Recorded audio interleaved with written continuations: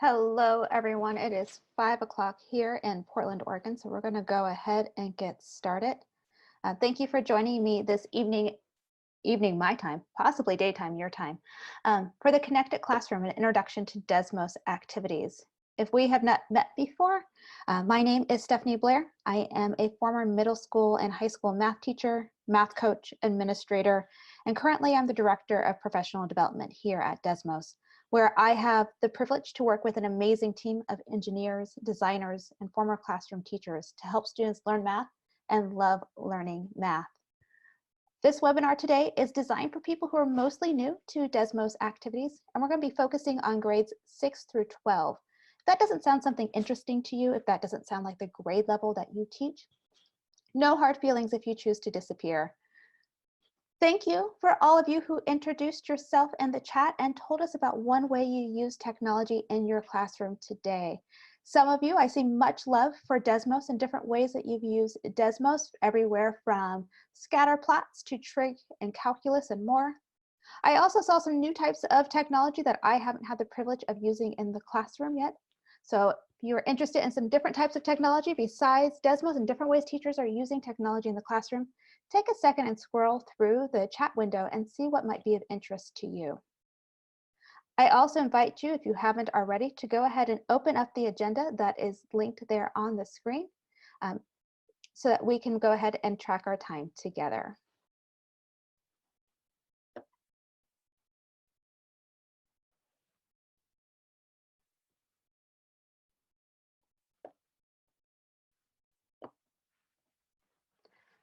Today, over this next hour, we are going to experience a Desmos activity together as a student, and then I will show you the teacher side of the activity as well. I'll make sure to leave some time for you to get your questions answered, and then we'll talk about some next steps. I invite for you to join me at student.desmos.com and type in this class code. Go ahead and continue all the way through until you see the screen that says activity paused. Awesome. It's so exciting to see friends joining in. If you're already there, we're going to pause for a little bit longer as some of our friends join us. If you are not there, no hurries. I have a little bit of a preamble before we dive into our activity together today. Today, the purpose behind this activity is for me to demonstrate as a teacher how you could use this in your classroom to create an engaging social math experience. In order to do that, I need to ask something of you. Try to be your students today. This is me giving you permission to act like your students. And you all know exactly which student I'm talking about. Maybe it's the student who gave you a really hard time today. Or maybe it's that student who always makes you smile. Maybe it's that student that you had 8 years ago that still pulls on your heartstrings today. In my case, that student is Nolan. Whoever that student is, when you engage in today's activity, please respond as if you were that student. And I understand what I'm asking of you is hard. You may need to first respond with your teacher hat on, and then delete that response and then respond again as that student. And that is totally fine. But please, as we go through today, please try to act like your students so that I can model what it is like as a teacher for you all. So enough of me talking about the purpose behind the activity. Let's go ahead and dive in. In today's activity, we are going to be looking at turtles and we're going to be looking at graphs and sort of modeling the turtles' experience with some graphs. I'm going to go ahead and unpause you and give you an opportunity here in screen 1 to tell us what you see.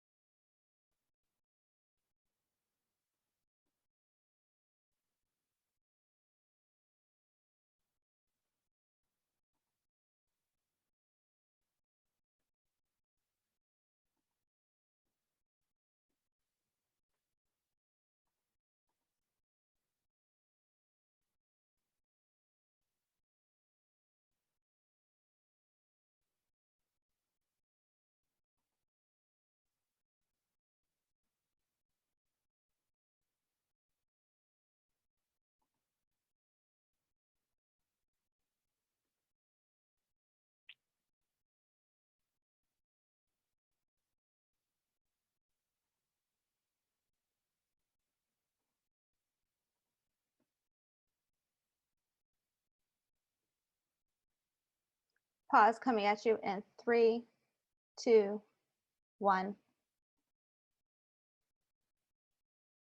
You guys were having so much fun. So we have a variety of different things going on with our turtles. Our friend Jonna here has got multiple turtles going across her screen, up and down, forward and backwards, smiley faces in all. We also have some more traditional looking graphs going on with Kate's here. We'll notice we have one turtle, he's walking, pausing, and then jumping, and slowly heading backwards. I'll go ahead and give you all a few more moments on this screen, and then we'll continue.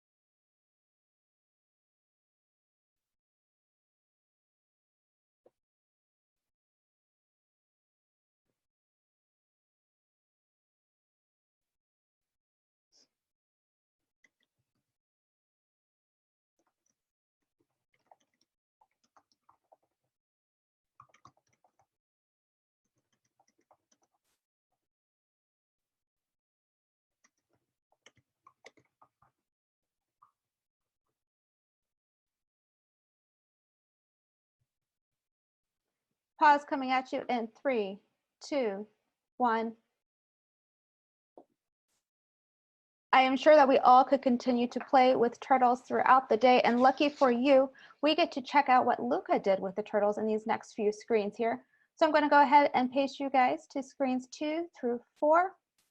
And in this, we are going to look at Luca's graph and try to figure out what he thought was going on with the turtles. Once you're done writing your story at the top of screen 2, you'll see some arrows to go forward and back. Go ahead and check out screen 3 and see if what you wrote in your story is what really happened to Luca's turtle. Pause coming at you in 3, 2, 1. Back here on screen 2, we were looking at the turtle and we were telling some stories of the turtle's journey, and I got a variety of stories. Thank you all so much for channeling your inner student. It makes this so much more fun. Someone started off by saying, Luca's a boring turtle. It's true, he doesn't clone himself. He doesn't go forward and backwards. He doesn't do some of the crazy, interesting, fascinating things that we saw there on screen 1. Someone else noticed that it's stopped and then went faster, or that the turtle starts in the water and moves towards the grass 2 feet in 2 seconds, then stops for 2 seconds and goes towards the grass for 8 feet per inch. This is so fascinating watching students' language develop, and when looking at the informals, the turtle's boring, it stops and goes faster, just more of the more formal, precise, but moving 2 feet in 2 seconds. On screen 3, we had the opportunity to see the reveal and watch what actually happens to the turtle as he moves. We notice here that he stops and then moves again. And then in screen 4, you had an opportunity to find out the distance of the turtle. That's one of the turtles that we're looking at today, but there's another turtle. So we're going to go ahead and I'm going to paste you all to screens 5 and 6 as you are going to look at Arvar's turtle and see how that turtle compares to Luca's turtle. Once you've wrapped up writing your story in screen 5, make sure that you have a chance to go look in screen 6 and see if what you wrote is really what came true. Some of you have wrote some really awesome, amazing stories.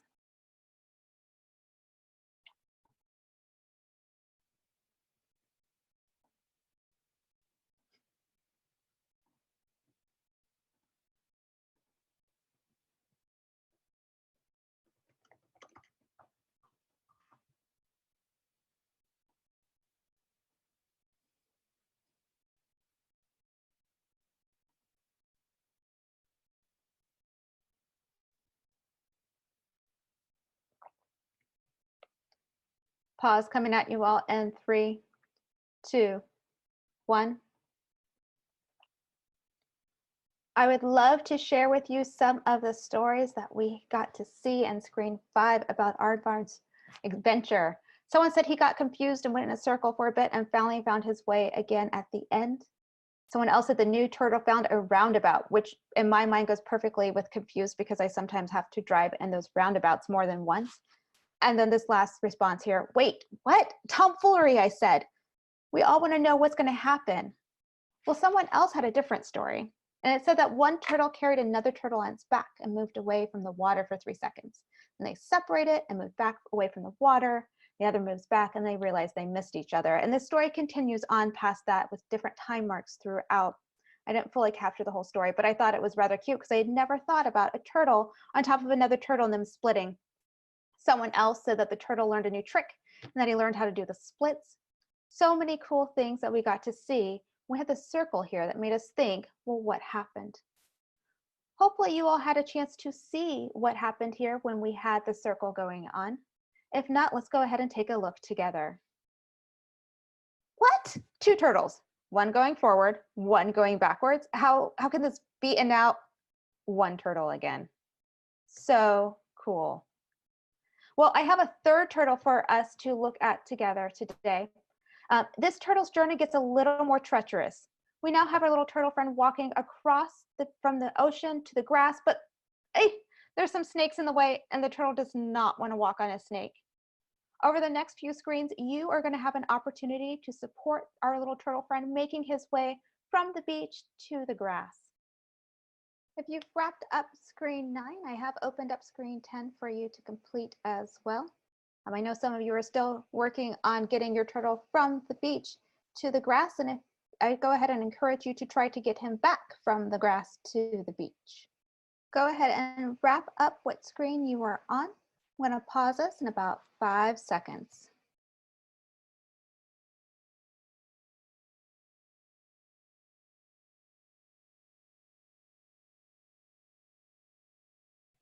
Pause coming at you in 3, 2, 1. Awesome job saving our little turtle friend, helping him go from the water to the grass and then back again.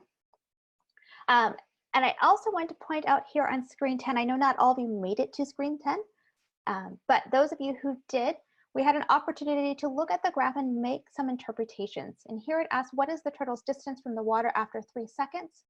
And I wanted to point out the screen in particular because I noticed that they used the sketch component here to sort of mark on the graph where they saw that happening at, as well as, so the distance from the water after 3 seconds would be about here. And then the distance after 4 feet would be about here.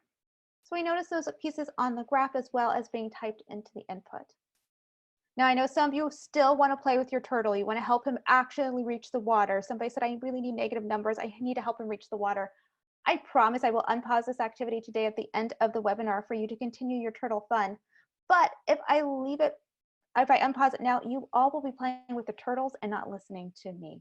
And that would be kind of sad. So I'd like to draw your attention back to the screens here. And I want you to take off your student hat. You are relieved of being your student right now. What I'd like for you to do is think about what teacher moves did you experience over the last 20 minutes or so.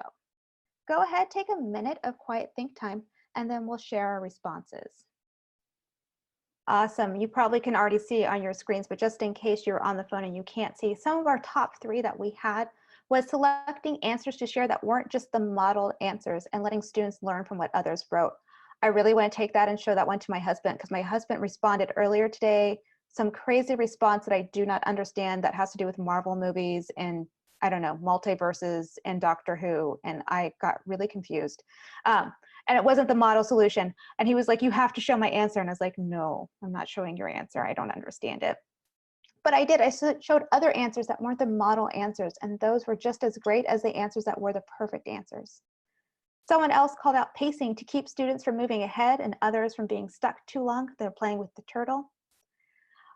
Someone else called out sharing mathematical and non-mathematical answers. So our goal here is to focus on some sense making. And I realized that our early student thinking is not always the most formal mathematics. So showing that early student thinking as well as the formal mathematics. Lots of great stuff here. Time to play, quick feedback, pacing, pausing, think time, sharing answers. So many wonderful things that we saw. I also want to call out some things that you probably didn't see. And part of that was because this is a webinar. Part of that is because we're all in different places. So one of the things that we would typically do in a classroom that you may not have seen is that I would ask you to pair up 2 students to 1 computer. And that's purposeful. I want students to be talking about math. I want them to be engaging about math. And I know that we're smarter together.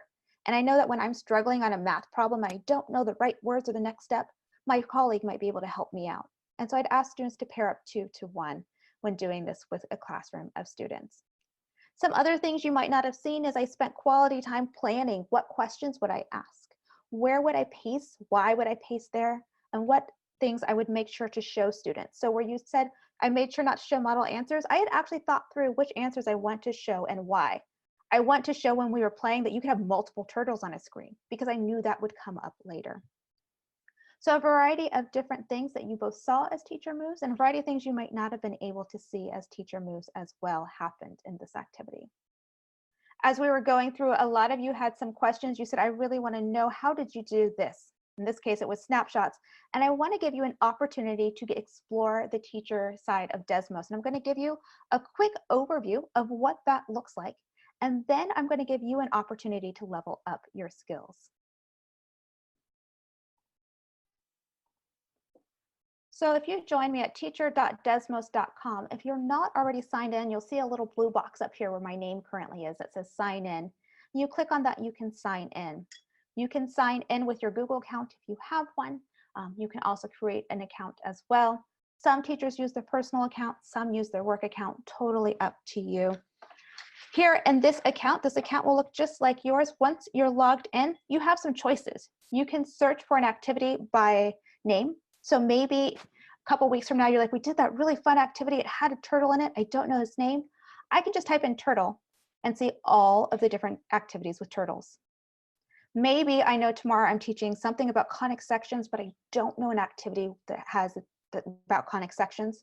I can also type in a math topic such as conic and see all the different options there as well.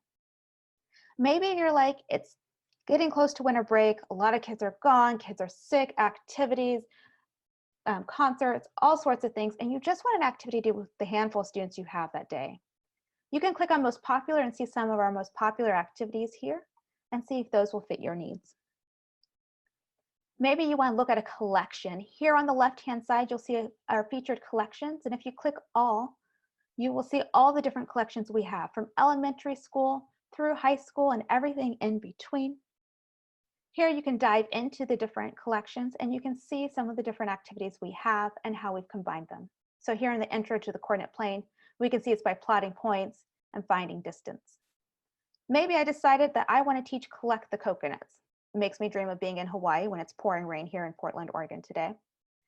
And so to make this activity for my students, I click create class code.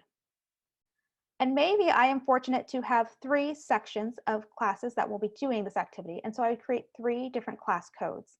That way I can keep track of which students are in which activity and so that none of the activities get too overwhelmed. I've seen teachers before do activities that have all 250 of their students in one activity, and that's totally fine. Me, the way I like to do it is to break it up by each class period. Once you're there in the activity, you can click on the class code and you will see the screen that I shared with you all earlier. Here you can go ahead and have students dive into the activity. You will have the ability to anonymize, pace, and pause the activity. When we anonymize the names, we change all of the names into famous mathematicians. When we pace, that's how I controlled you to go from different screens. So maybe I only want students to do screens 1 to 3 to start off with. And once they got so far, maybe I want to open up screen 4. And I can do that by simply pushing the plus button. One of my favorite things that we can do as teachers is we can pause. How often in class have you been trying to get the whole class's attention and you were unable to do so for a variety of reasons? You might have noticed that when I paused you on today's activity, I got most of your attention back fairly quickly because you went to continue playing with your turtles. I was asked not only how do I pause, how do I pace, and how do I anonymize, but somebody said, how did you get those snapshots? And snapshotting is pretty amazing. Here on this screen here, I can see all the different responses that I have. And in those responses, I can see a little camera next to it. If I click the camera icon, it will say snapshot captured. And I can capture as many snapshots as I want of student work. Then I push snapshot at the top right, and I can see all of the different things that I snapshot. There I can click and drag to create what we call a collection. You can have up to 4 snapshots on a collection, and you can give it a title. And then click present. And then your students can see the different options. Maybe I want to make this a little larger. Granted, Luca is a boring turtle, probably isn't the largest thing I need, but I can make it even larger by pushing that button there, and we can go look and actually see at the student's graph in their screen there to see what all they have entered.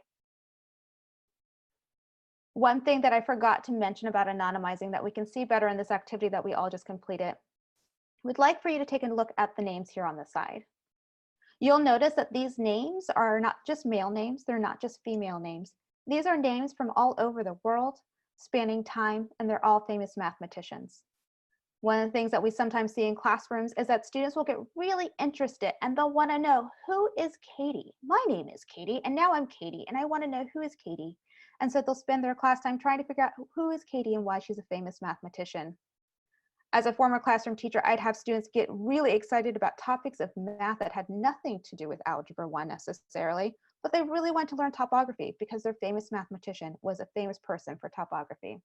It's a great thing for students to explore mathematicians that look like them, who come from all over the world. But enough about me talking. I'm sure if you are like me, you are now itching to get your hands on being able to do the same thing. I invite you all to join me at the agenda if you haven't already. We'll go ahead and drop this into the chat window. Here at the agenda, if you want to go down to level up your Desmos dashboard skills, there you will see a copy of today's dashboard for you to explore, as well as a checklist of items. Maybe you want to work on pausing and pacing and anonymizing. Maybe you want to work on looking at the summary page, hiding and unhiding a student. Maybe you want to work on doing some snapshots. Go ahead and take about 5 to 10 minutes to level up your Desmos dashboard skills.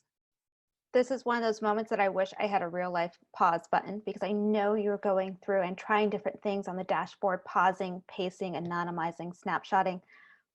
But I need to pull you back together, and I'm sorry, but I promise that you can continue doing that long after the webinar this evening. I promise to make sure that I gave you all some time today to have a chance to ask any questions that you had and try to get some answers for those questions. I know Cecilia already started us off by writing a question in the chat window, but I'm actually going to ask that you place your questions back in the Slido. So if you have that screen open, feel free to do so. If not, here is the information here again. Go ahead, go to that link, type in the event code, and in there, go ahead and write questions. Now, if you're like me, your brain totally froze, you don't remember what question you had to ask, and that's okay. For some of you, you're like my son and you already have 10 questions ready to go and you wish I'd stop talking, and that's okay too. If you have questions, go ahead and put them in there. If you don't have questions, that's totally fine too. Go ahead and make sure that you have a chance to read through people's questions and vote for the ones that you'd like me to answer. I think we have time for me to answer about the top 3 or 4 questions this evening. So I'm going to go ahead and start answering some of these questions that we have. This is my teacher account that I had from when I was a teacher, so you'll notice some different things probably here on the side under your activities that you may not have. But one of the questions I got was, how long do dashboards stay up? If you look at your history here, you can actually see all of the sessions you've ever ran, and you'll notice that mine's go back to 2005. So I can actually see my students' work here from 2005 if I want to see that dashboard. So it holds on to them for quite a long time. Another question that was asked was, can students finish an activity later? Yes, you all will be able to finish your turtles later. Once I unpause the activity, you'll be able to complete the activity. You'll also be able to, if you're from the student side, go to student.desmos.com. And then you can click, they'll enter a class code. But if they log in via Google, they can be able to see all of the recent activities that they've done, and they can go back to an activity if they don't remember the class code and be able to continue the activity later.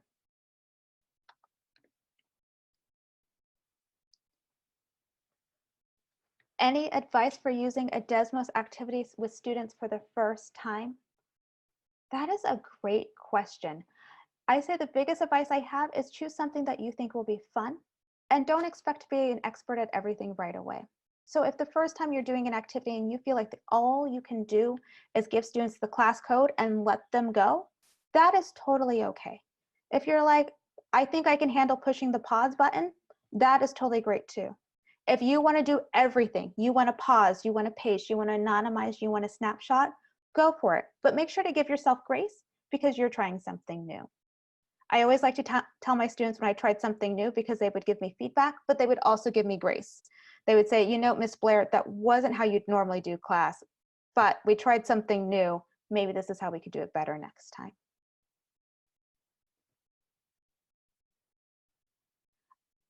Last question I'll go ahead and answer is, do you recommend using the projection capabilities while working on a Desmos activity?